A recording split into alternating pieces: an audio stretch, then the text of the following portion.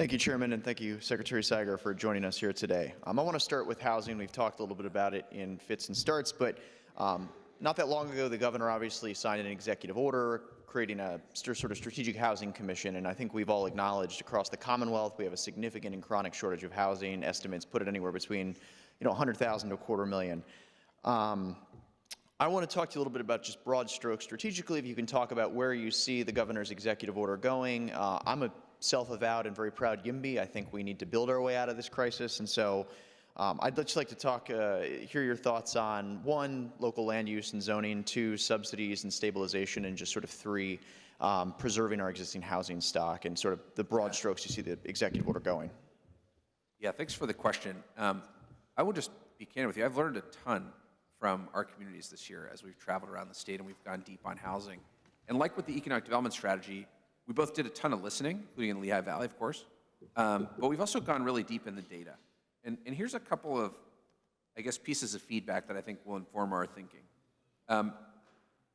Number one, and our budget reflects this year, we got really old housing. I mentioned this kind of 25% of housing in Pennsylvania was built before 1940. We've got to create funds to address that, and this kind of housing restoration program does that. Number two, you mentioned local zoning. There are 2,558 municipalities in Pennsylvania.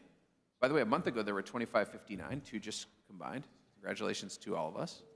I will say that there is real variability in interest, in capability. We've got to provide technical assistance, model zoning codes, other capabilities through the state planning board and through our local government services group there. Number 3, it turns out for many developers, the issue is more speed and certainty than it is subsidy. That's not true in every case. But I've been sort of struck by the question like, hey, if you could just make it a little easier for us to build here with faster permits or less requirements, we could do this without direct state subsidy. And as you point out, the size of the challenge before us, like the number of housing units we are short in the Commonwealth, is well beyond what any subsidy could possibly support, into the hundreds of thousands. Number 4, infrastructure is important.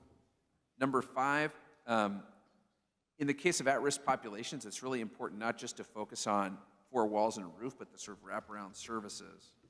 And then number 6, there are a bunch of things around rental assistance and other pieces that are important. So that's a couple of really early pieces of thinking coming from us. Again, we put forward like a multi-part, let's say, down payment to start to implement some of these pieces in this year's budget. But there's much more to come with the fulsome study that we'll be releasing in the summer. And I want to applaud you for that. I've heard similar sentiments from our developers back home that cost to carry becomes an almost insurmountable burden when you're trying to deliver a product at a price that would be considered a sort of starter home. And so I think we've already seen that with this administration being committed to permitting reform and expediting the process of approvals. I agree we need to do something like a moonshot for housing where we make it expeditious to develop housing. You mentioned it there at the end.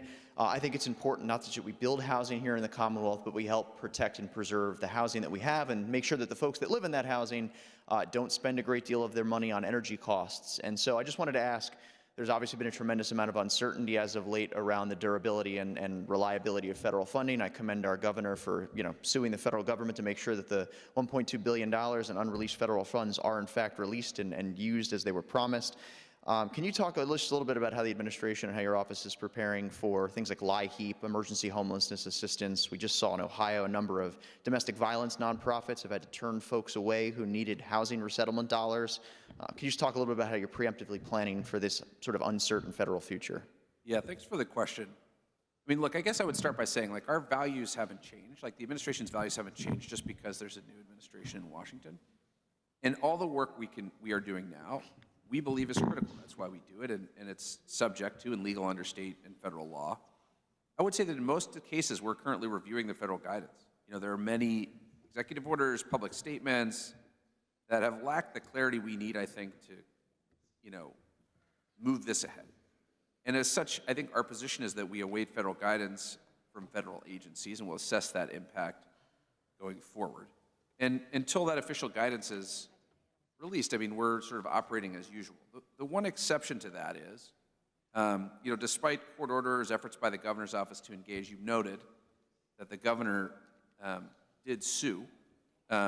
We are a named plaintiff in that suit because of our weatherization program in particular, which I think is highly relevant to what you're talking about. This is a program administered by the DOE on a pass-through basis where we help homes weatherize, basically to lower energy costs.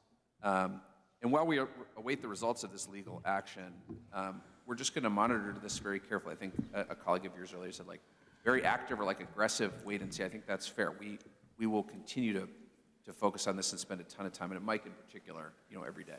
I appreciate that. I just want to close with saying I think no region has a monopoly on the importance of those programs. The inability to receive those federal funds will, I think, fundamentally invalidate our ability to take care of working class folks who spend a disproportionate share of their salary and their income on heating and cooling their home in the summer. And I think we're going to say that everybody deserves a quality and affordable home. We'll also make sure that home is safe and sound for them to reside in. So I appreciate that.